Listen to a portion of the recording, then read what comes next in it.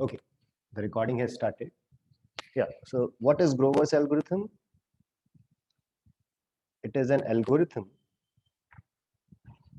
for unstructured database search. I will explain this. And once I show you the problem and I tell you what it does, it will feel surprising. And then our task is to see how a quantum algorithm can do this surprising task. Right? This algorithm was discovered in 1990 by Lovegrove. Which country does Lovegrove belong to? Any guesses?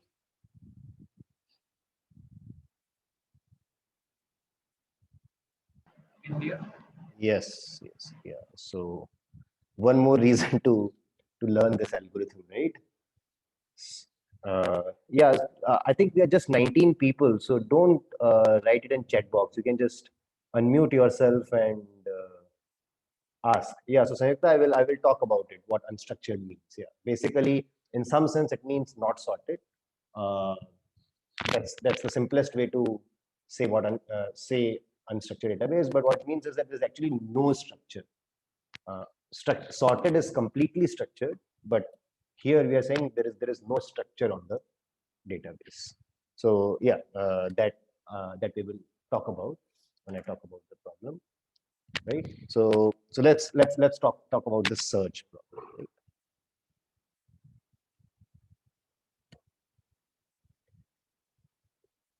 You have seen this problem a lot of times, right? You are given a list of n names and you want to find if one name is there, right? If let's say your name is there or not, right? And it's a pretty difficult task if the list is not sorted,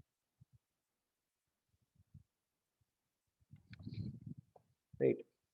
So list could, if list is sorted alphabetically, then it is definitely easier to find your name. So if the list is sorted, then and let's say list has n elements, how much time or how many queries will you need to find your name?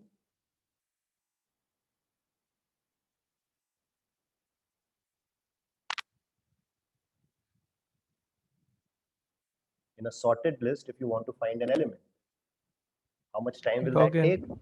Login. Right? Yeah. So that's very easy. But now let's say that the list is sorted on the basis of roll number. Okay. It is sorted on roll number. Unfortunately, you want to search by name. In other words, there is no structure. There are no groupings. There are no, it's not sorted. It's not like A's fall together, B's fall together, nothing like that, right? And in that case, if you have to sort in worst case, sorry, if you want to search in worst case, how much time will this search take? Order of n. Yeah, actually n, right? Even I don't even have to say order of n. We potentially you might have to look at all n elements, right? The best case, the best way to do it is, okay, first roll number, is it the name we are searching for? Second roll number, is it the name we are searching for? And so on. So unstructured search can take order n time, or I should say omega n time. It is very, very expensive, right? So question. Sir, if we sort on the basis of roll number, indirectly it's sorted on the basis of name, right? Kind of. No, you're talking about IIT Kanpur, where probably roll numbers and names are related. But in general, assume, yeah, don't consider IIT. Suppose roll numbers were assigned at random or something, first come first serve. They have no relation with name, right? And then clearly it will be a difficult task. Yes, sir. So this is just an example, but you understand, right? The list has no structure. It's just n elements which came in some order, You have no clue, and then you have to find a marker or find some special element. So another way to say it would be that we have a list of n elements. Some of them are marked. Marked means these are the special elements we are looking for. What is our task? We want to find a marked element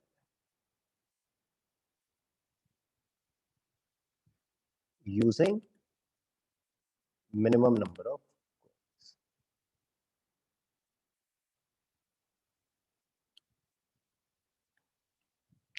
Are you happy with the problem description?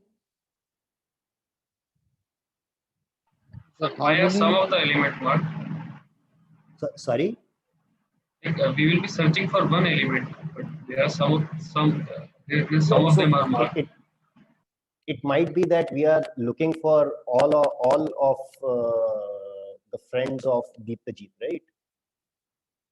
And we have multiple, so there can be multiple friends of Deeptajit in the list, right? So we will start with a general case when we'll say that some of the names or elements can be marked.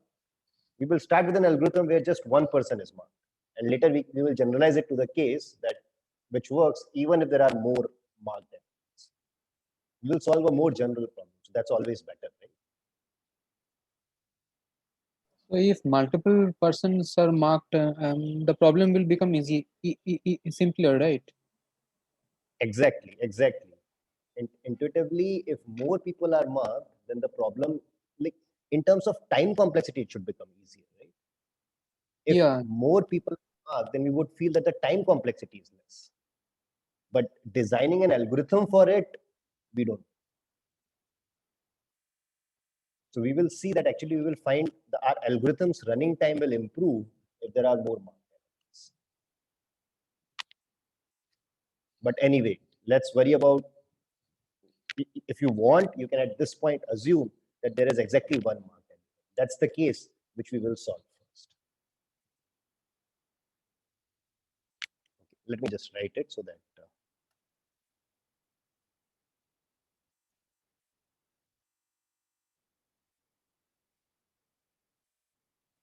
but are you otherwise happy with this problem description?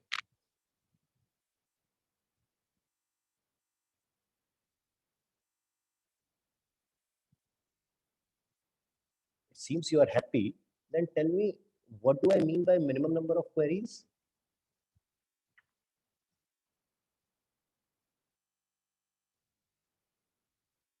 Number of times we need to access the list.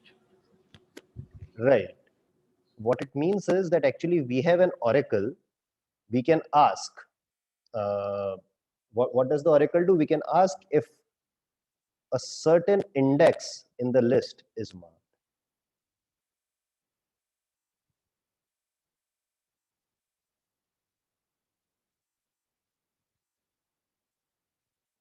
Such oracle is given, and we want to minimize the queries to this oracle.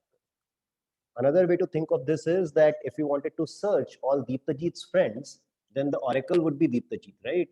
We give him a name and ask, oh, Deeptajit, is this person your friend? And he can say yes or no.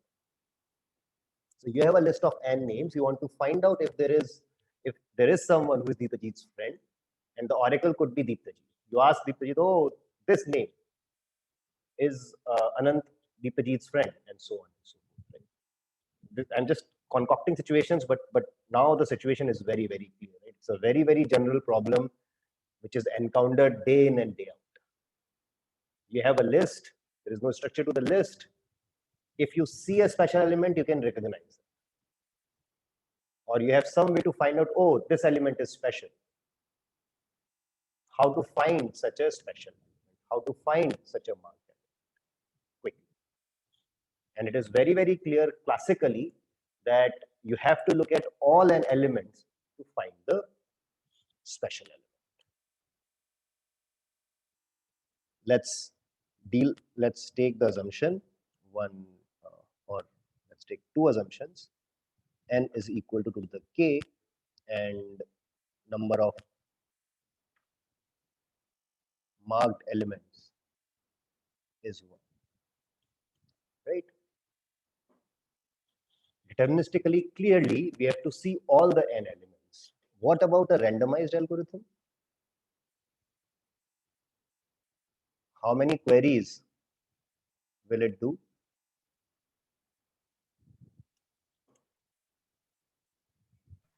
N by 2. Sorry, N by 2. n by 2. Why n by 2? Is it a one-sided error or a both-side error algorithm? One-sided. One-sided, so then you want the probability of success to be half, let's say. If the probability of success is half, then it seems like if we look at n by 2 elements, the probability would be half.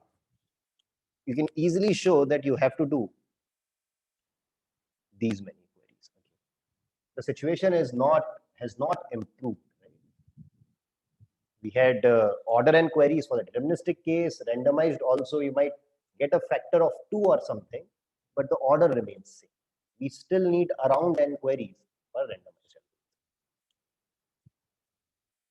And now the magical part, Grover showed that a quantum computer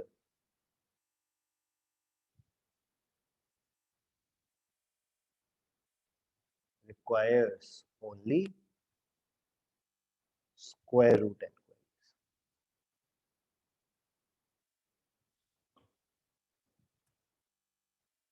And actually we know that this is optimal. We can't do better. We will even see a proof of that also. Notice that this is not magic. This is not like we are querying all the n elements in one go in superposition or something. Because if that was the case, we would say that we can just find a marked element in just one query. That's not what is happening. We are using the property of superposition, but in a more complicated way.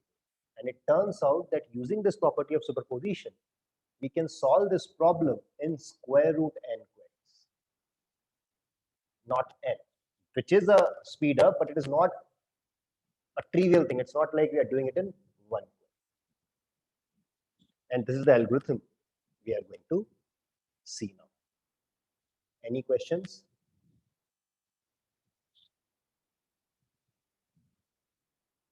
You are ready to see the algorithm? Okay. First, let me clarify what the oracle is. Let's say this is the function which tells you whether the element is marked or not.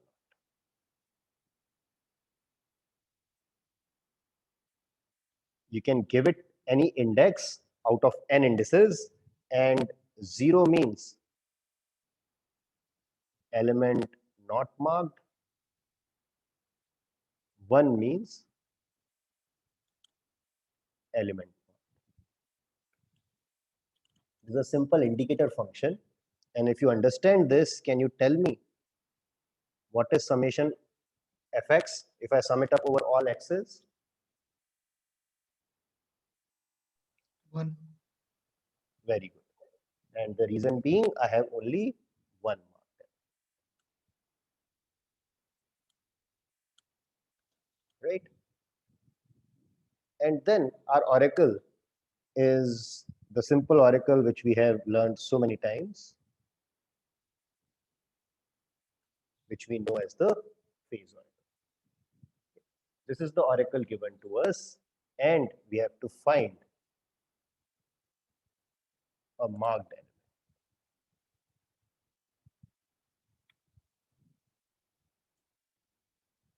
Let's look at the important states for this algorithm. Clearly, So say the marked element is x0. This is an equal superposition over all marked states. Fortunately, there is just one marked state, so there is no superposition as such, but I can also think of it as an equal superposition over all marked states. If there were more marked states, I can take an equal superposition over all marked states. M stands for marked. Similarly, I can define equal superposition over all states which are not marked or unmarked.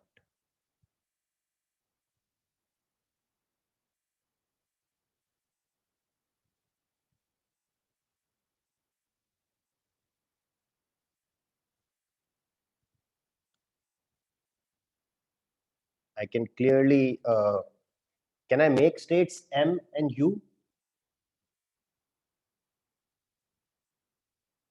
No, because then we would have found them, right? Exactly. That will solve our problem. We could have created state M. We would have solved the problem. We'll just measure it and we will know that x0 is the marked element. What we can make is an equal superposition over all indices. Right? This can be created.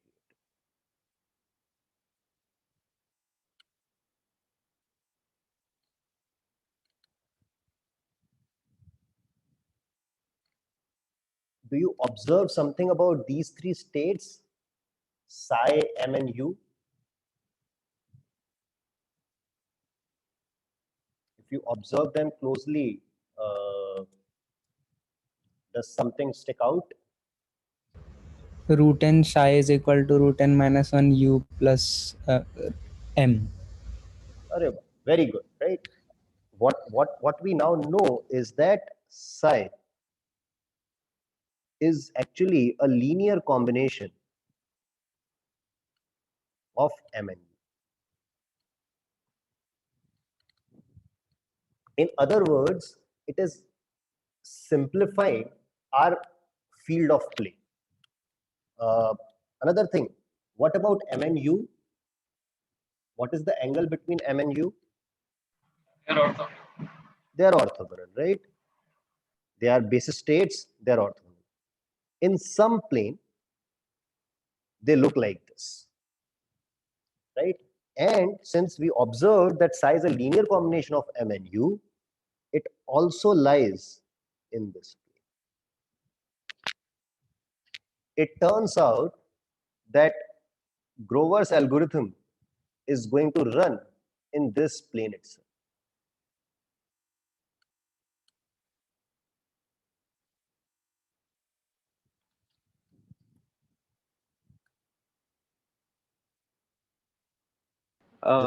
So, Yes, how do we know they are orthogonal? by definition, right? They are basis states. So, for example, x0 could be, if I had told you this state, and u would have been 1 by root n minus 1,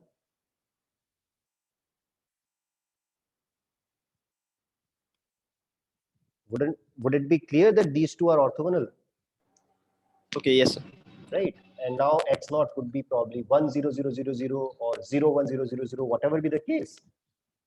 Every x is orthogonal to x0. In every x which is present in U is orthogonal to x. Also, when I say in this plane, is this clear? What plane am I talking about? This plane is the span of U and M. Any two vectors are always in a two-dimensional plane. That means U and M will also have a plane. That is the plane I'm talking about. Fortunately, state psi, which we can create, also falls in this plane. And now everything is going to happen in this plane. Focus on this plane. This is okay, right? This plane we can identify. Let's see what happens in this plane, or more importantly,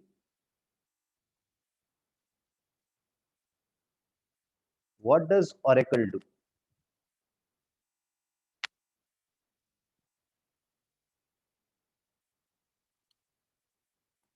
Remember, it puts a phase of -1 on x0 and leaves other basis states as it is.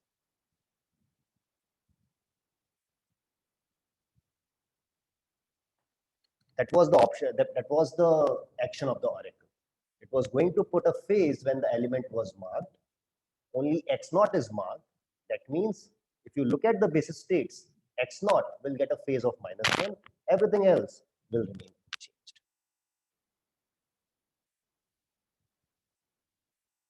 This means OF is identity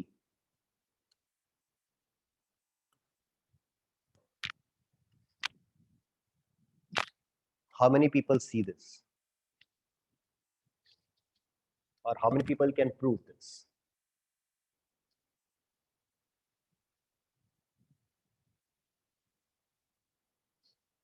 Let's see, just one person. Okay, okay. How would you prove it? So, once again, mention what is OF? The oracle. Oh. The oracle for the function f, right? I have told you what is the action of the oracle. It puts a phase of -1 on x0, leaves other basis states unchanged. Okay, no. Multiply that thing, then this Right. this is coming, right? Right. Just check every basis state here. And you will see that the action of this operator is same as the action of oracle. If you put x0 there, then you will get -x0. If you put any other basis state, you will get that thing.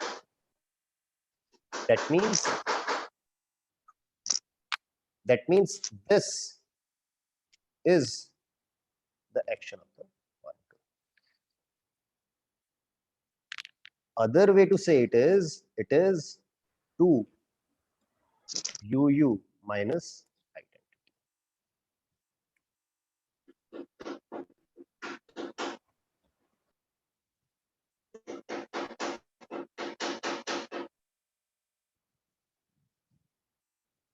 I have muted you all, but if you want to ask questions, just unmute yourself and ask questions. Right?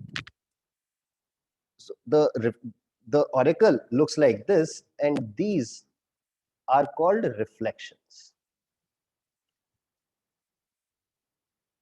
Why? Because this operator reflects about state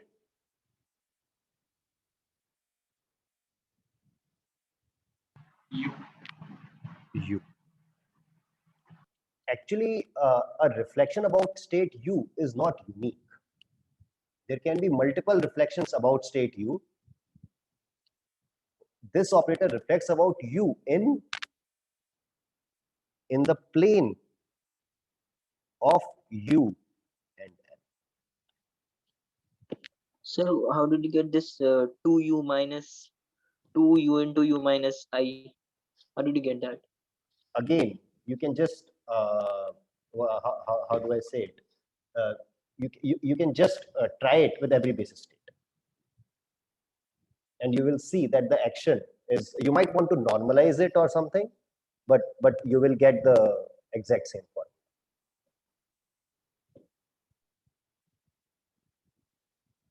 Okay. Some normalization might be needed here.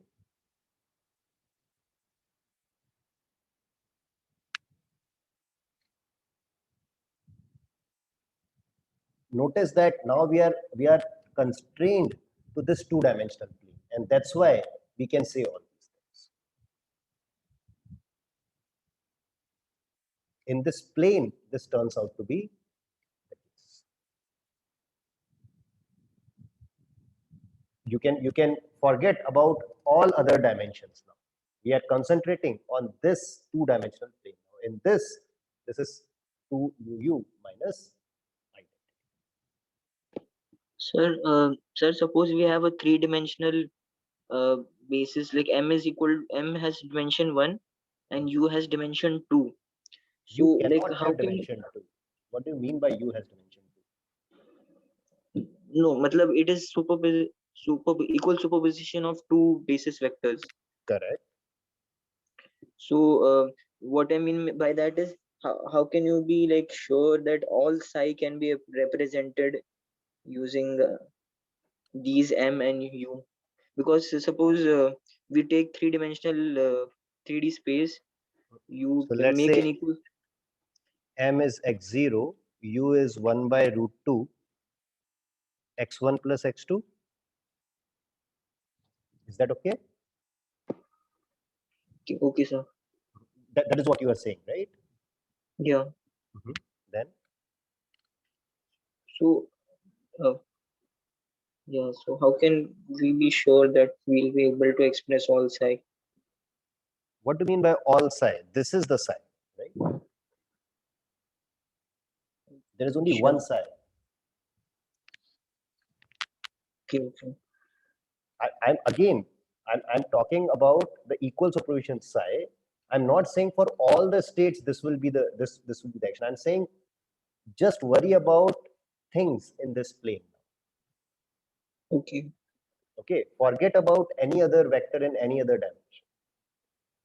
Yes, sir. Right? In this plane, this is the reflection. Right? Okay. Sir, I didn't exactly understand how the definition of the oracle, as you have said, I mean the minus shifting, and the definition that you initially told, like how are they the equivalent definition? Like This initially told, like given identity an minus index. oh, No, sir, I have understood the identity minus definition. Like I'm saying that the definition you are giving in the quantum, that it is shifting the phase by -1, and another definition is like given an particular index, the oracle is giving the answer whether that certain index is marked or not. The list. This is something which we have seen a lot of times, right? For a function, what is the oracle? We had defined a function which tells us whether the element is marked or not. And for such a case, our oracle are this kind. It gives this. This is the oracle. This is the most general oracle you have seen. But then if you take B to be minus state, then this converts into this phase oracle, right? Yes. This is what we had seen, that there are three kind of oracles which were equivalent. Yes, sir. This is what I am using here. If you want, I can keep the B around. It doesn't matter. Comma B. And that you will obtain from here just by using the minus. I think we had done some questions also where we showed that this x comma b plus fx is same as this phase oracle just by applying Hadamard.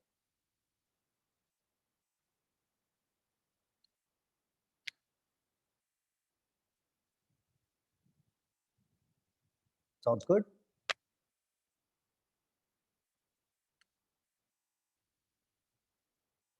Does that answer your question? Yes, sir. Okay. Great. We have a reflection. That reflection is not going to be very, very helpful. We have psi. If we apply OF, this is what I will get, right? I will reflect about you. Then again, I will reflect I will get back psi, and it will keep doing like this. And these states cannot be helpful, right? If we measure psi in standard basis, what is the probability that I get x0?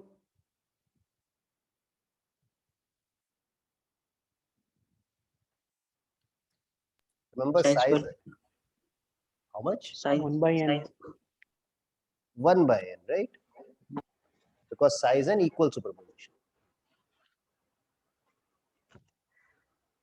And that's pretty bad, right? This is like a randomized algorithm where if we sample an element, that element might be marked with probability 1 by n. You're getting no advantage by doing this. We'll have to do something extra. And that actually comes by knowing another linear algebraic property,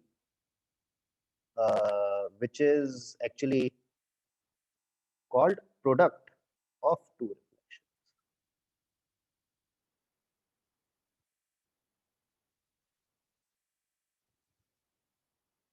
Any guesses?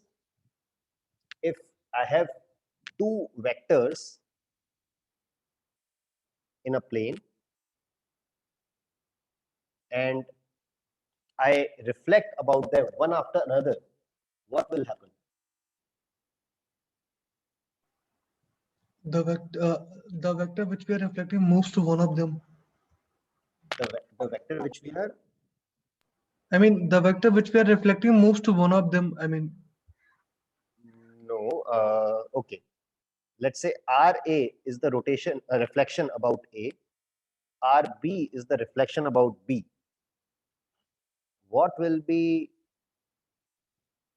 let's say RB, sorry, RA, RB on a vector, say C. Will it be a reflection, again a reflection about, let's say, the vector between A and B? What do you think will happen?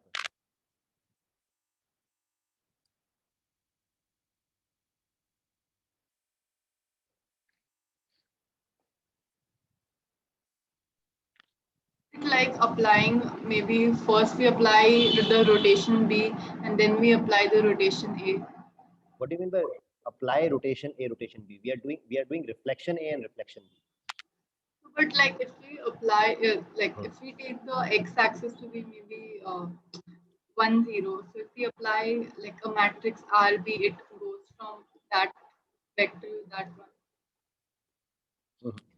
I think you have this right idea, and it doesn't matter whether B is x-axis or not. Let's see. Let's do the reflection. Okay. Increase the angle by theta. Sorry. It will increase the angle by theta of the final vector.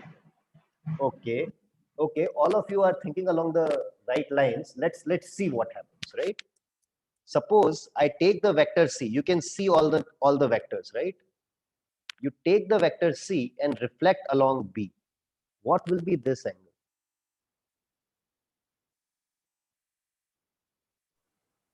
What will be this? Theta plus phi. Theta plus phi. Very good. Right. And now I reflect about A. This is what I wanted to do. This will be RA, RB, C. What will be this angle? 2 theta plus phi. Oh, theta. No. Look at this angle which I am making. 2 theta. 2 theta. 2 theta. Notice it is independent of Phi. It is independent of phi. In other words, whatever we see, it will be rotated by angle 2 theta.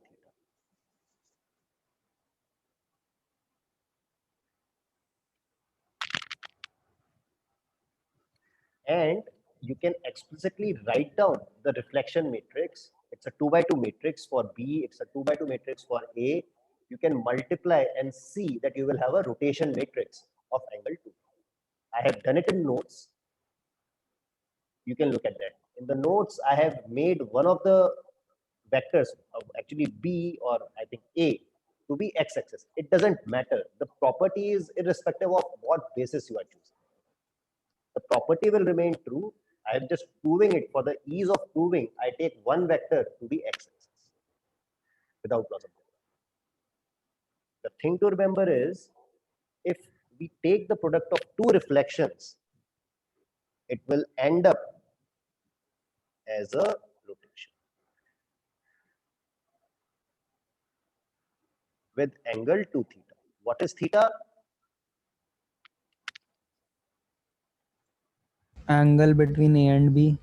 Yes, angle between the two axes which we were reflecting about. And this is a great news, right? So by multiple times applying this operator, we can increase the probability of obtaining x naught. Is that our aim? Exactly. Exactly. This is your Grover search. You have state psi, you have some angle theta. To start with, let's say we know how to reflect about psi. Remember, we already have OF, which is reflect about u, right? That means I will start with state psi. Psi I can prepare. If I do these reflections one after another, my next state will be, this will be R reflection about psi, reflection about u on psi. I might be interchanging these things. You can check. No, no, no, I'm doing it right. Yeah. Then let's say this I will call the Grover iteration, R psi R u. Again, if I apply it, I will again increase the angle by 2 theta, g squared, and so on.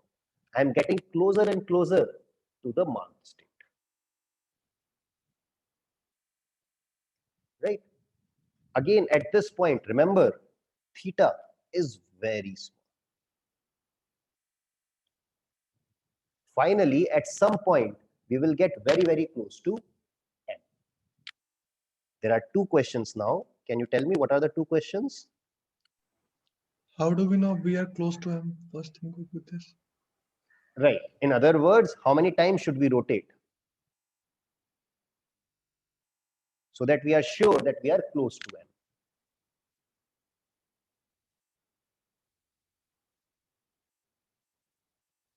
Right? That is one question.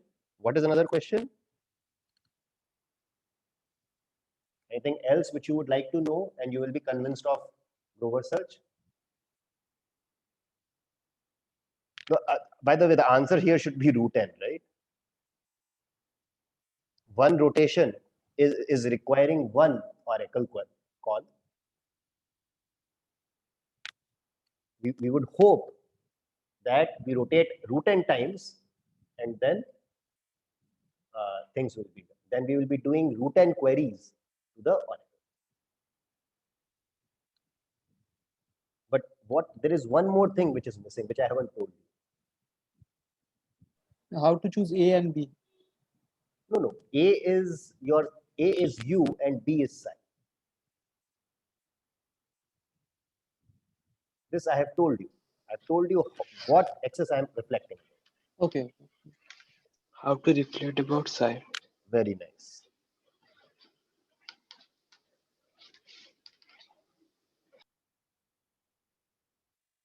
Do you agree that if I show you these two steps, then our Grover algorithm will be done?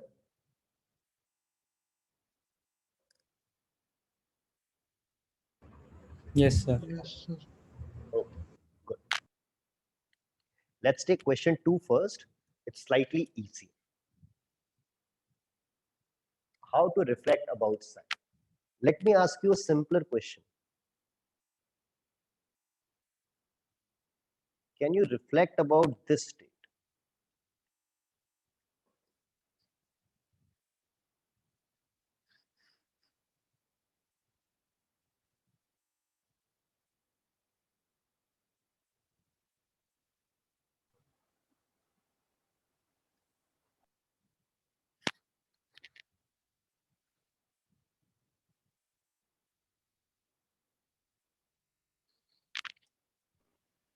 You talked about the reflection matrix in the previous slide, like Q, U minus I.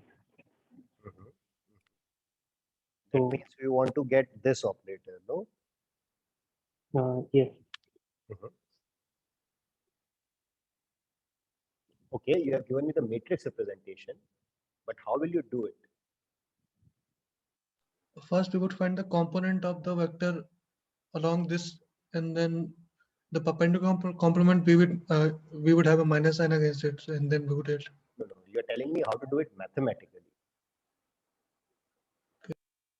But how will you do it on a quantum computer? You don't have access to the amplitudes, no? Given a state, can you find the amplitudes? You can't. You don't have access to amplitudes. You have some state psi, let's say,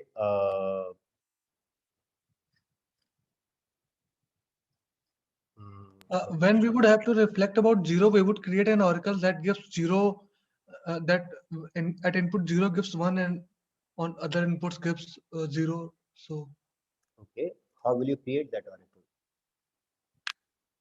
Very nice.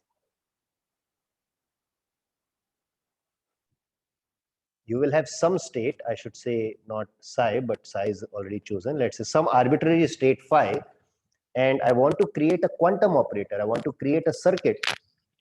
When applied to phi, let's say it reverses the sign of zero and leaves everything else as together.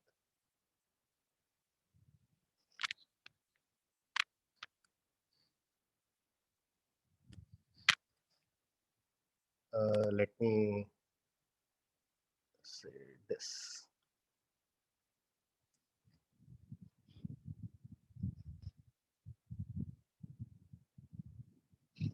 Okay, probably it might be easier to think about this. How could we reflect about 111? So you can just consider the C naught gate and take the negative of the qubits in the first case. I can take the C naught gate. You're almost there, but not correct. So I have removed the not take the not condition first. So let's say we want to just reflect about 111. Or tell me an operator which on 11111 gives me Pauli X minus does this for poly. Poly X does this for 0 and 1, right? It sends 0 1 to 0 Right. minus 1. Is it poly X? Poly Z. Yes, very good. What does poly Z do? This is Gives a phase to 1 0 state. 0 minus 1. right. On 0, it keeps it as 0. On 1, it gives you minus. If I take C, C, C, C, C, Z, lot of controls, and then Z, what will be the action of it?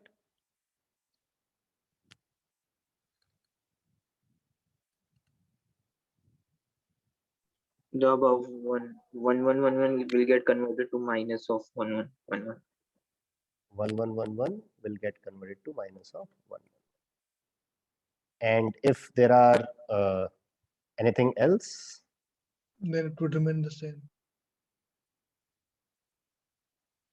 we'll go to C. Now,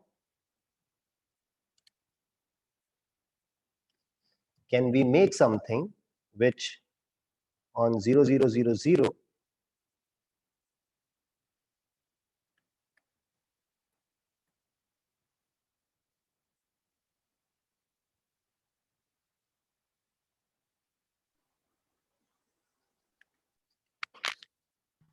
we can first apply poly X to every qubit and then do the same Right. thing that we did for. Right. This is very, very simple. This is just negate, then apply reflection on 1 1 1 1 1 1, then again negate to get it back to the original state. Do you agree that this will work? Yes, sir. Right? Good. Okay. Now I want a solution to this. On state, remember what was psi? What was psi? Equal superposition. 1 by root n summation over x. I have this operator and want to create reflection about psi, or I should say, yeah.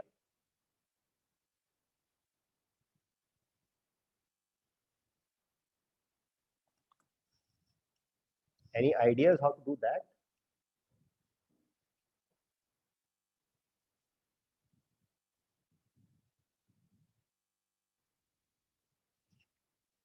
I will give you 2 minutes. You can think about it. I think you can solve it. Assume that you have this operator. This is given.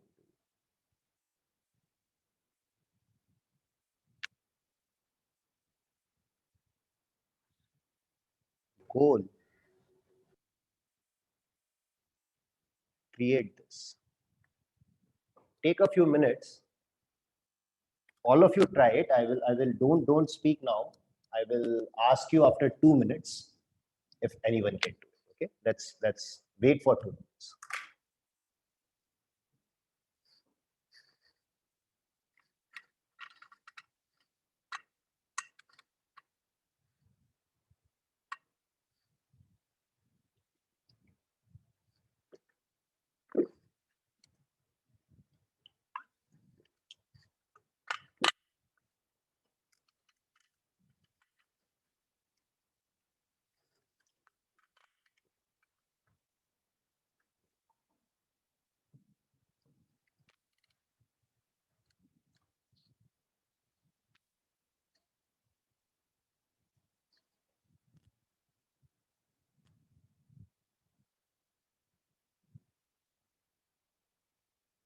By show of hands, how many people can do it?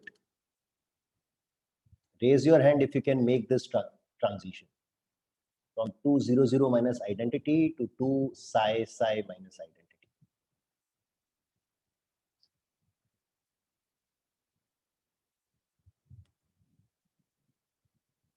Okay. Okay, I see 2 people. That's still less. Let me give you a hint.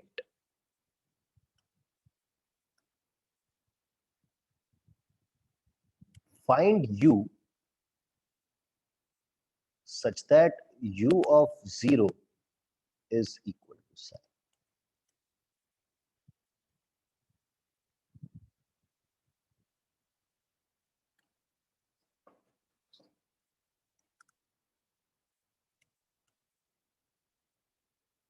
Can accept Snehal and Sayak. Can someone tell me what is this u? Sorry, this is matrix. This is not a state. Yeah. It's Hadamard, right? Yeah, Hadamard to the required tensor point, right? Good. Knowing this, now can you solve the problem? Can you create 2 psi psi minus identity using 2 0 0 minus identity? Okay, we can apply Hadamard. Wait. Let everyone think about it for a minute.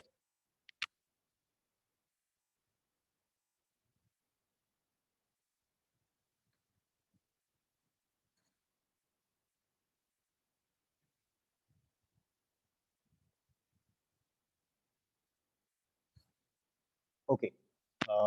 You can start raising your hands if you can do this problem now with this hint.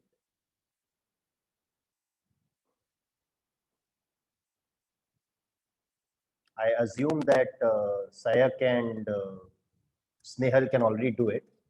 They can also raise their hands.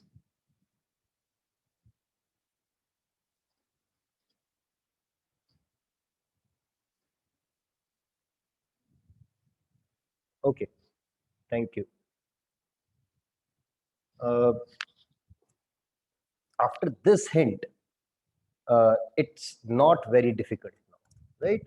If you know this, then it is quite clear that 2 psi psi minus identity is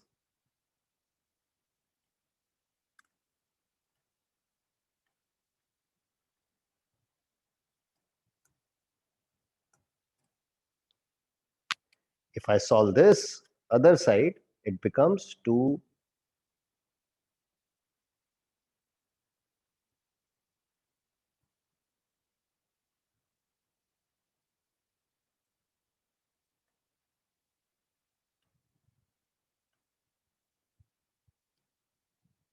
what is this? What is the right hand term? I. This is identity, right? This now, this is Psi.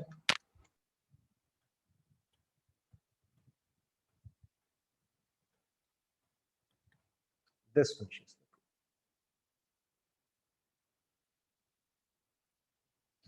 In other words, now we know how to reflect around psi. Remember the Grover iteration? Grover iteration was reflection about psi, reflection about u. It will turn out to be Hadamard K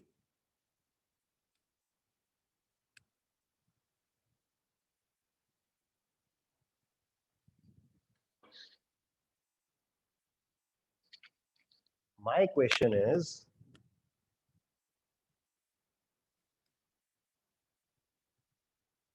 how many queries are needed to do OF?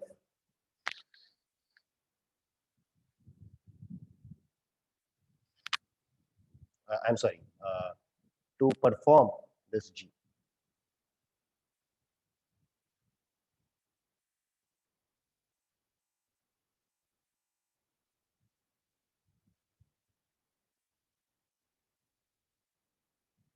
Remember, queries means Oracle access.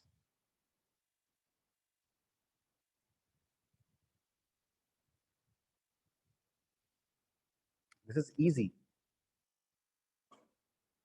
How many queries do we need for G?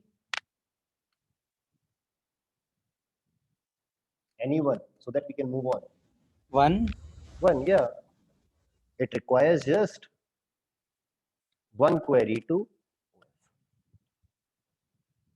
right? The reason behind this is, if you look at this, this is not asking for any information on the marked elements. State psi is independent of marked elements. It's an equal superposition. It doesn't matter which element is marked. Reflection around it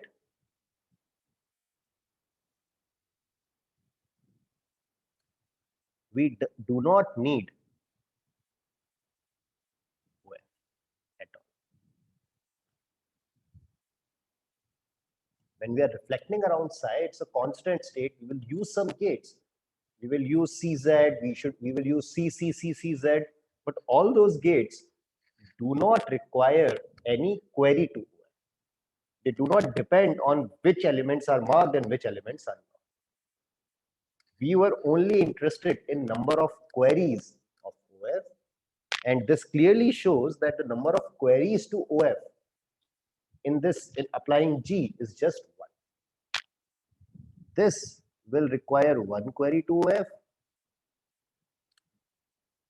this will require 0 queries. Any questions here?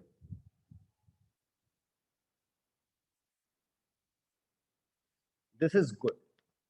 We have answered our first question.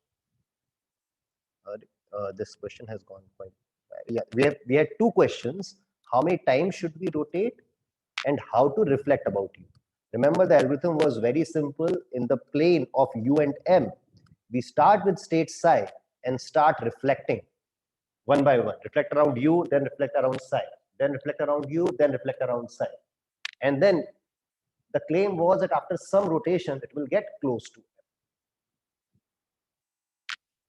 We will see how it will get very close to m and how many times we need to rotate to get it close to m.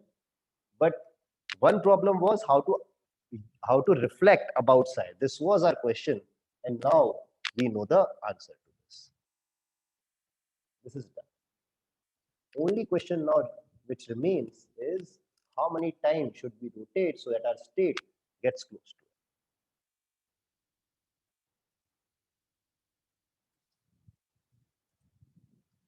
Only question is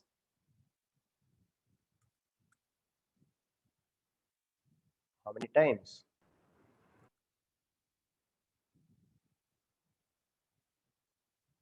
Should we rotate? Good thing is most of the things can be drawn for Grover search.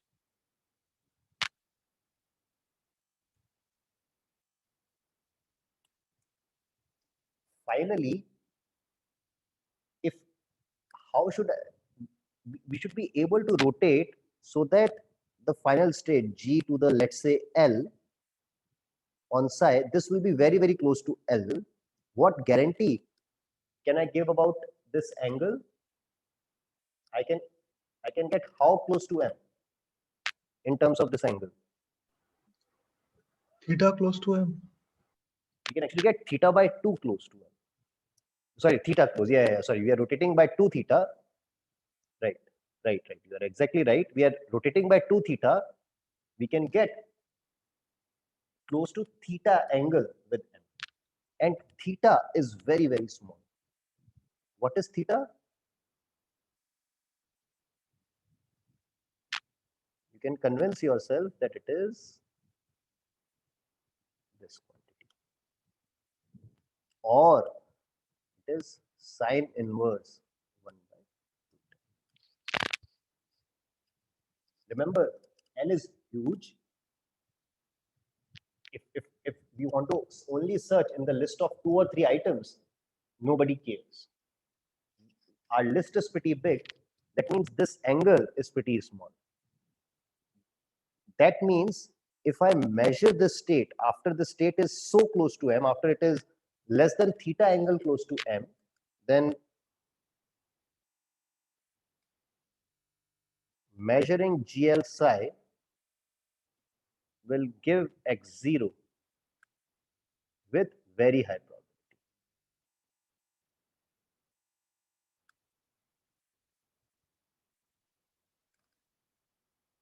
Only problem now is to find value of L. And again, you will help me out with that. Is it clear now that if GL psi is close to m, that means the angle of GL psi and m is less than theta, then GL psi is really, really close to m. When we measure GL psi, we will get x0 with very, very high.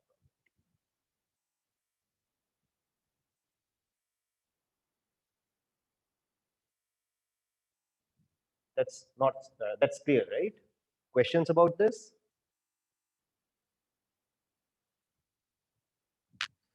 Okay, this is I think very, very clear now. This picture explains it very nicely. Now, question is, what is L?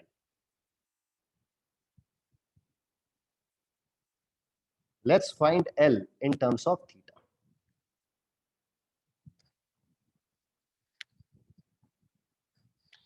Help me out with this.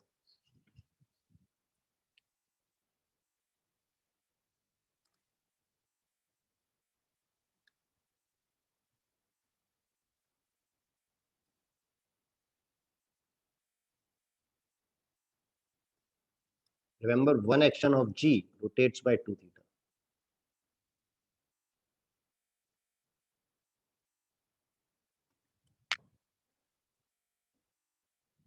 Or if you want, you can even make it less than equal to 2 theta.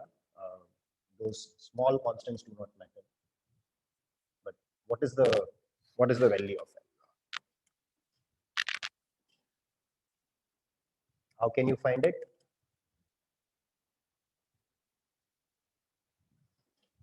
Come on, there is no quantum here. This is your high school, even not even high school, probably middle school calculations.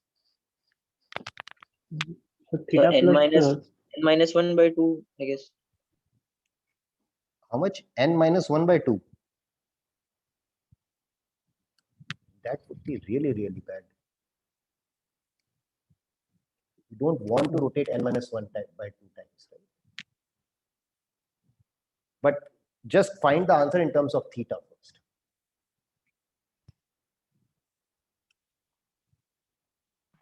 Pi by 4 theta. Pi by 4 theta. That's close, right? What is, okay, after L rotations, what is the angle of GL psi and U? 2L theta plus 2L theta. 2L plus Agreed? 1 theta. Right? And I want this angle to be approximately equal to? Pi by 2 minus theta. Yes. Pi by 2. Yeah, pi by 2. Yeah. Right? And this again, this basically means that theta is, sorry, L is 1 by theta. You can easily show this. Right?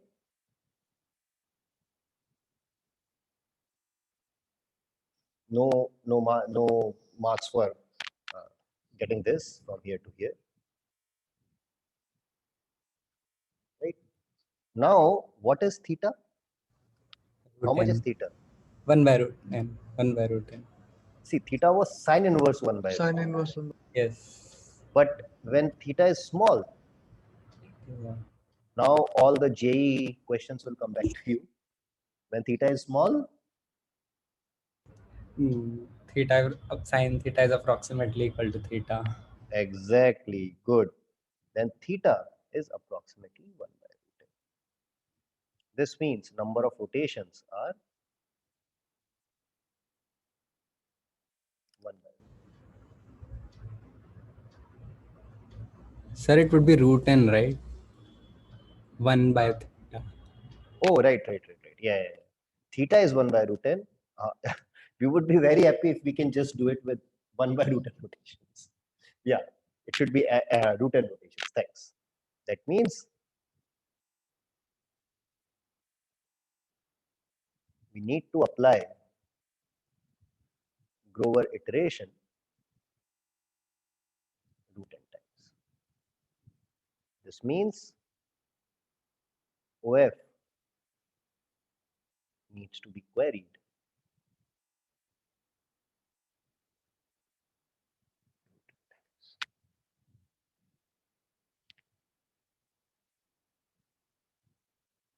Let's write the algorithm, just 2 steps or 3 steps actually. What will be the first step? This is a step which is common in almost everything. Yeah. Prepare the equal superposition. Yeah. Good. You have started creating quantum algorithms now. I'm very, very happy. What is the second step in terms of Grover iteration? Prepare R psi. Yeah, let's take G to be R psi, RU. We know what G is, or I should just say OF, and then apply G L times where 2L plus 1 theta is approximately pi by 2. Right? We know this means that L is of order of. You can again, you can figure out what L is, right? It's some closest integer to pi by 2 divided by -1 or something like that, right? Pi by 2 theta minus 1 by 2 or something. Closest integer to that. I would not write the exact expression. It must be written in the notes. You can figure that out. It will though be proportional to 1 by theta, which is square root n times, right? And what is the final step? Measure it in the standard basis. Measure in the standard basis.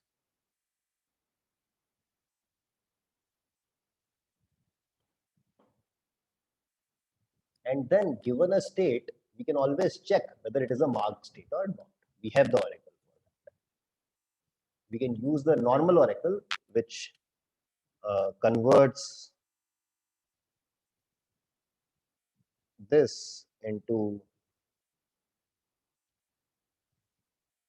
b plus fx, and this will easily tell you. You can measure the second part, and this will tell you whether the thing is marked.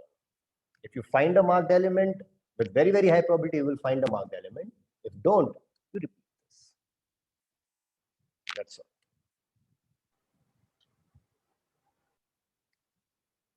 Measure the standard basis and then check.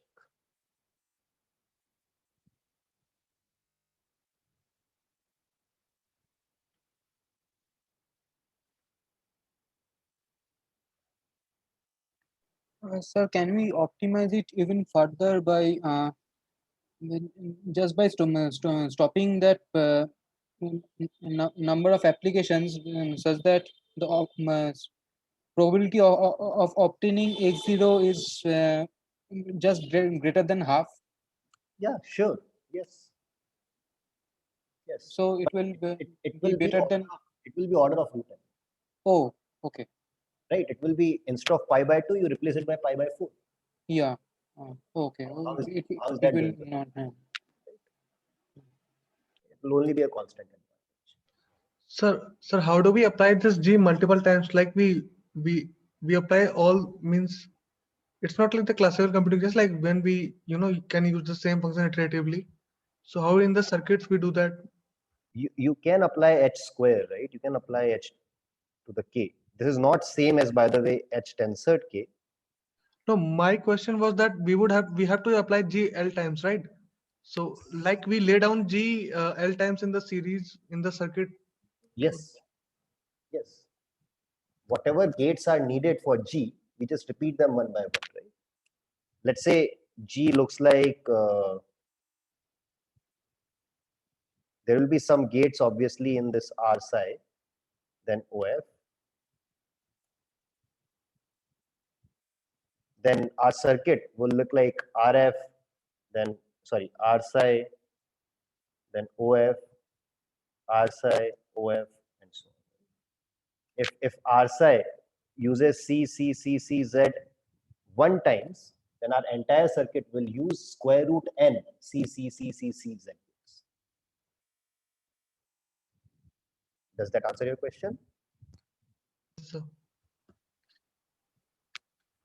Cool. This finishes Grover's search for one marked element.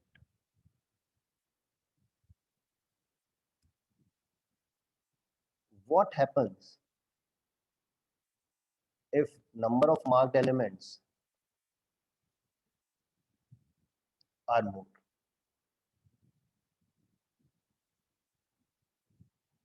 What do you think? then instead of the vector approaching to x0, it would approach to the equal superposition. Right. And yeah, so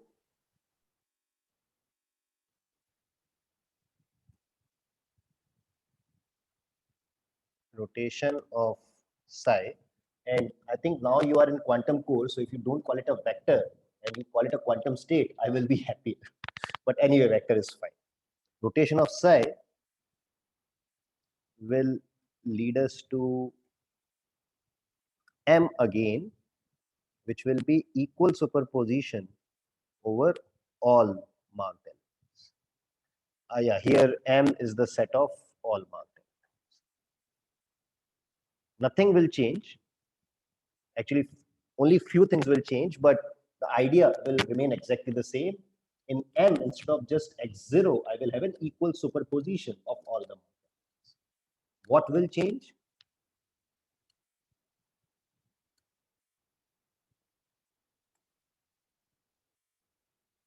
So we will get Angle with theta. Angle theta. Angle theta would change. That means the number of Iterations would change. yes, it will turn out that the number of iterations are going to be less, where M is the number of marked elements.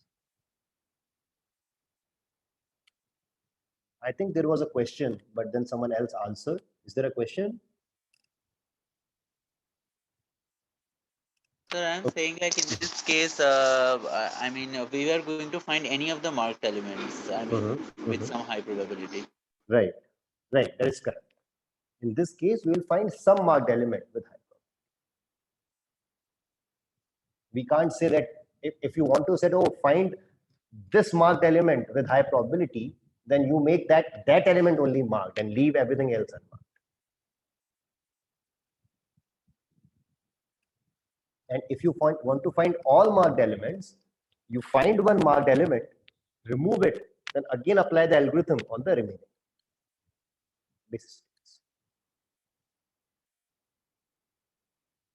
Sounds good? This will be the number of iterations. And you see that these number of iterations are smaller as M becomes bigger.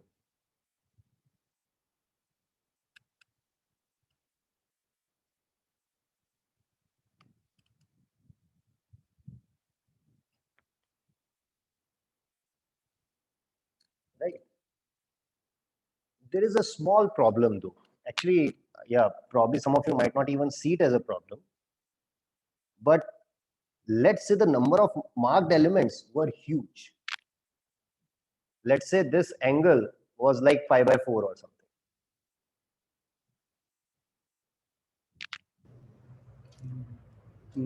Now, if you rotate, it will go here.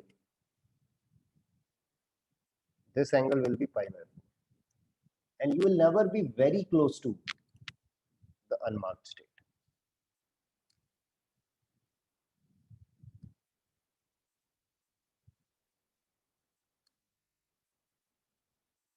What can you do? What will?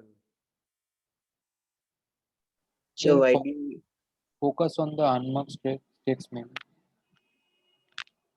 No, actually the answer is very, very simple. When will this happen? If the angle between psi and u is pi by 4, that means with equal probability there would be marked and unmarked elements, right? Yes. right, the number of marked elements is huge.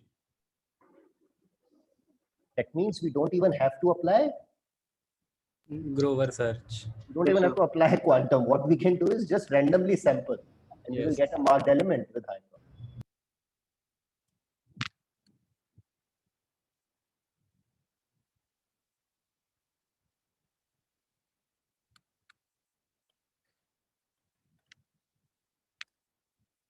Great. Another question.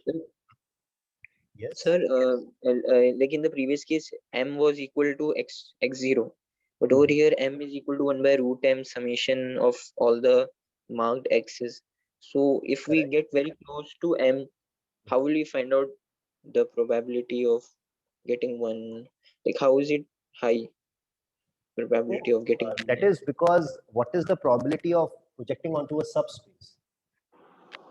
That will just be the angle between, again, it will be the angle between M and whatever the state is. So, but we are going to measure in standard basis, right? Yes. And what I'm talking about is the probability of measuring something in the marked part. Okay. You can do this calculation, right? Take the projectors to be 0, 0, 0, 0, 0, 0, 0. Let's say first P1, P2, let's say first PK are marked, rest are not marked. And if a state is close to first equal superposition of K states, and actually it need not even be an equal superposition of first K states. It could be any element in that subspace. If you measure any state close to it, you will get one of these projectors with high probability. It's a simple thing. Okay, you can try to do it. Otherwise, post it on forum.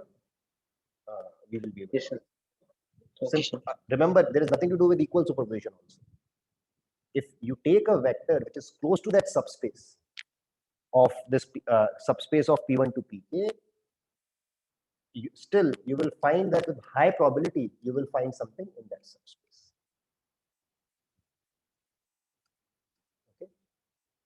Okay. One last thing before I let you go. Here we assumed that we knew marked elements, number of mark. What if we, and that's actually a more practical situation, right? How many times do we actually know, okay, how many marked elements are there in the list? Sometimes they might be 0, sometimes they might be 2, 3. I give you a list of people who have passed the course, and you want to see how many of them are 4th year undergrad. Most probably you wouldn't know how many students are there, how many students you are searching for. In that case, what will you do? That's not a very easy fix. We will see it in the next lecture. This probably should give you a motivation to attend the next lecture. This finishes today's class. People who want to leave, please feel free to leave. Before you leave, one more thing. I had given some extra readings. I have created a page. You saw the topics. Let me know if you are interested. I think it's a good idea. It will give you a good experience. To pick one topic, you can also pick something which you like, which I haven't mentioned. Just send me a paper that this is something which I can present to everyone. Not just that your friends in the class will learn something, you will learn the most. Let me know if you are interested. You can pick a topic from the web page, or you can pick a topic of your own. Any questions for today's lecture? Sir, not on today's lecture, but I mean, how do we create an equal superposition of some arbitrary number of states? Oh, I mean, let us say the quiz question. Yes, sir. So okay, so are there any questions about the lecture today? If not, I will then answer this question.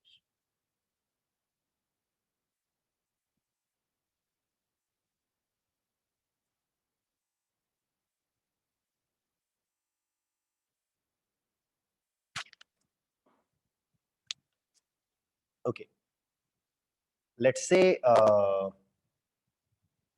then let me answer this question. Let m is some number which is not a power of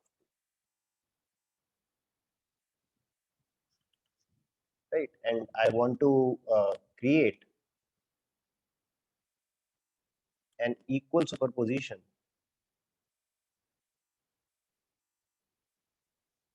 over all m, or I should say first m basis elements.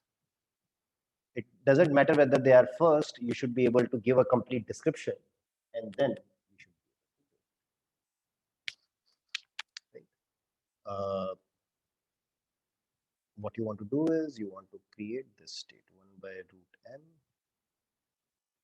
I equal to 0 to m minus 1 I. And we say that this is, let's say, a k qubit thing. where 2 to the k minus 1 less than m.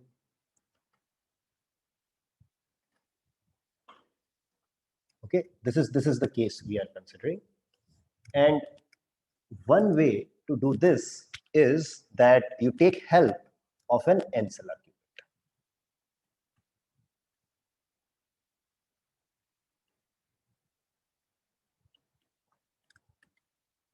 qubit. Sorry, not here.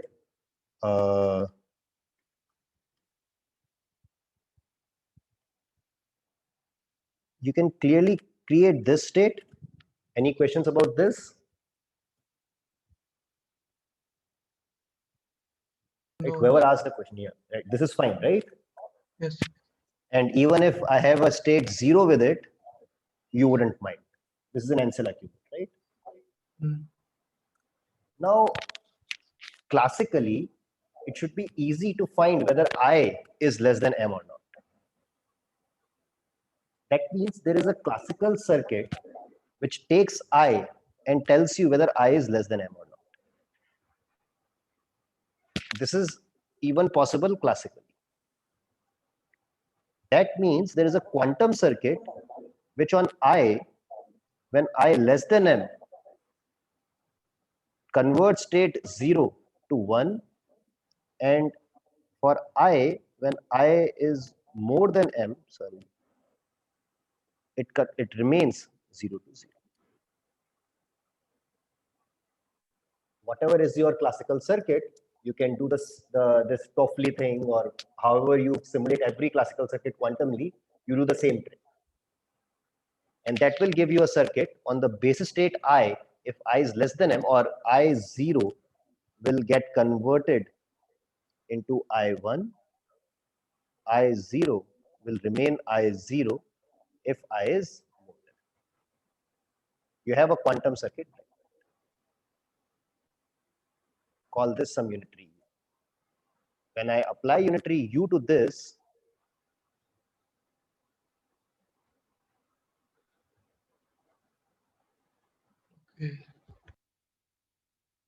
you will get 1 by root 2 to the k, or I will remove the normalizations that you can calculate, but I equal to 0 to m minus 1, I1 plus some coefficient here, some coefficient here, I equal to m minus 1, I0. Right? And then you can Then we will measure it, the last Ancela qubit, and then very with a higher probability. Or I should not say second, but Ancela qubit. And then with high probability, you will have this state.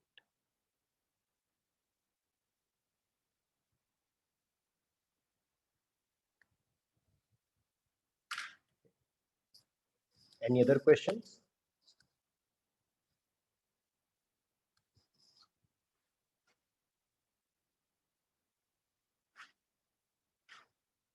In that case, we will finish the meeting. I will see you on Friday. Sir, in this case, sir, once again, in the last thing which you showed, that we measure the Ancela qubit. So you're just trying to say that what are you trying to say exactly? By measuring the Ancela qubit, the other one will already be determined, something like that.